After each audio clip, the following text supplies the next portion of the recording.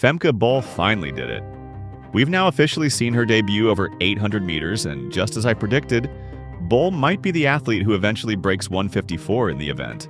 I'm not glazing the Dutch runner at all, but after watching how she handled her 800-meter opener in Metz, France, you can't help but wonder what kind of time she could produce if she truly went all out.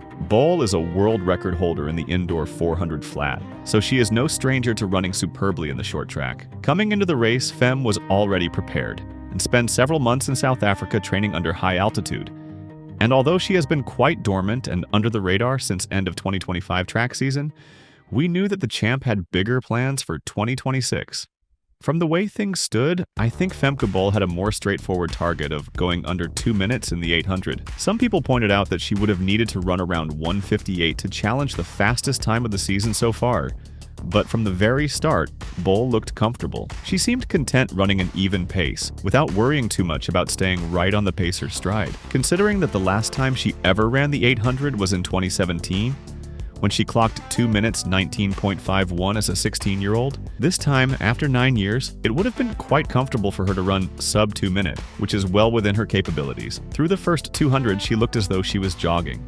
She passed it in 26.99 seconds, which was well within sub 60-second 400 and well within a 2-minute 800 pace. Now, as usual, in every normal 800, we saw a slower second 200 from her.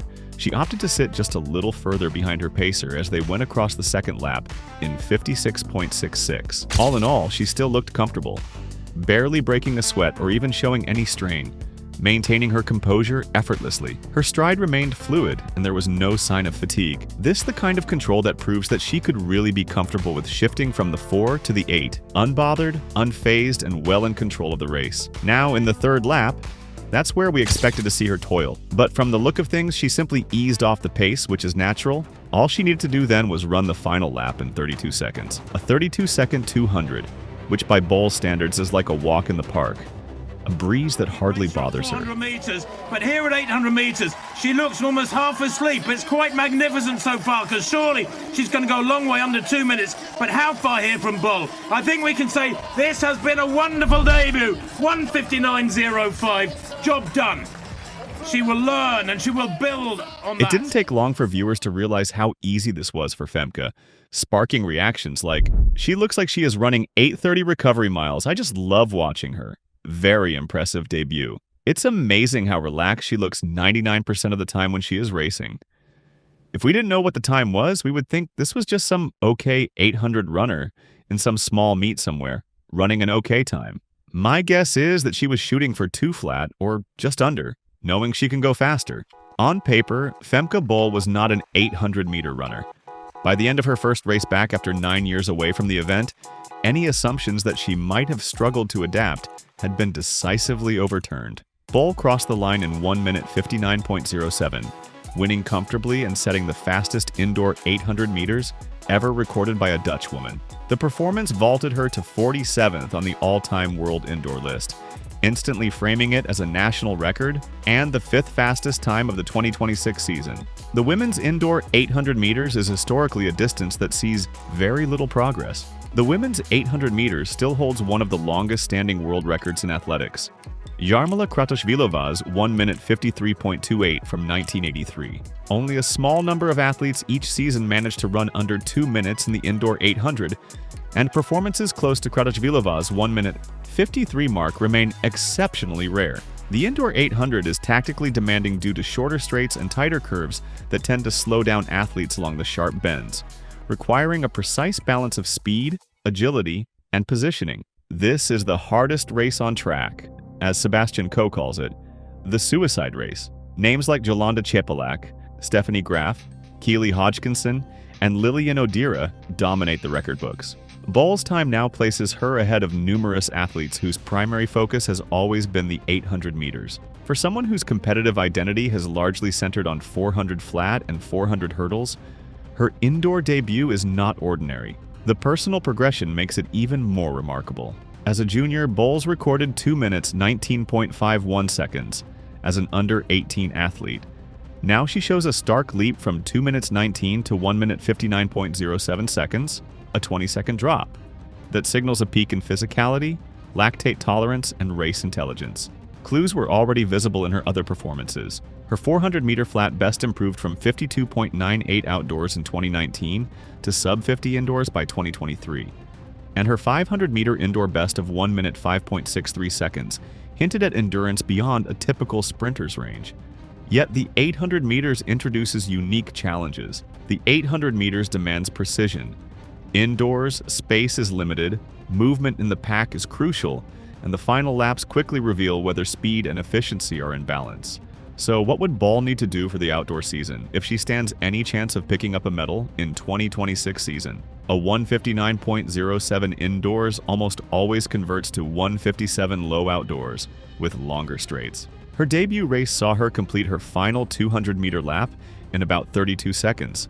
Still good considering this was a test run of some sort. I believe with much more tactical racing, she would have maintained 25 to 28-second 200 laps throughout the race. But indoor races are much more constraining than outdoors. Outdoors, races are usually faster and more aggressive, especially at major championships. In the 2025 World Athletics Championships in Tokyo, the women's 800 meters final was won in 1 minute, 54.62 seconds, with the silver and bronze also under 1:55. The medalists, Lilian Odira, Georgia Hunter-Bell, and Keely Hodgkinson, ran at a level that indicates significantly faster splits than Bol's indoor pacing, which shows what kind of performance you actually need to medal at the highest level. If Bol wants to contend outdoors, she would need to bring her splits down toward these benchmarks: 56 to 57 seconds at 400 meters, 1 minute 25 to 1 minute 26 at 600 meters, and closing the final 200 lap in the low 27 seconds. The 600-meter checkpoint is where the real separation begins. Athletes who hit 600 meters in the 125 to 126 range in global finals are the ones in medal contention. The last 200 meters then becomes a test of both fitness and composure. Finishing in the 27 low range allows an athlete to break the field in the lap's brutal closing seconds, when fatigue bites hardest. And it's often where races are won or lost. Medalists are not necessarily the fastest starters.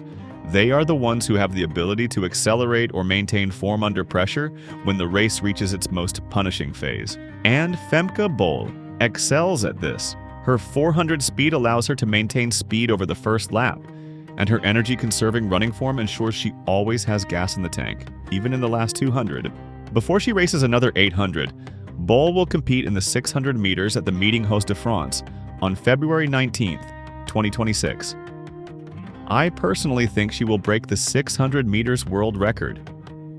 The current record belongs to Keely Hodgkinson, who clocked 1 minute 23.41 seconds in 2023. Only a handful of women in history have ever gone under 124, which already tells you how elite this distance is. Now, look at Bol in Metz, just basing on her indoor 800 splits where she clocked 26-second laps for the 200. I am confident that a sub 1 minute 24 second 600 is much within her reach. The 600 is long enough to expose endurance, but short enough to avoid the tactical mess of the 800. And it rewards sustained speed and composure, areas where Bol excels. Unlike her 800 debut, this won't be a feel-out race. It's a distance that demands commitment from the gun, and if Bol runs it with intent, Keely Hodgkinson's 1 minute 23.41 is genuinely under threat. If the 600-meter world record falls, it won't be a surprise. It will be confirmation that her 800 debut was only the beginning, and that her move into middle distance is no experiment, but a calculated evolution in her career.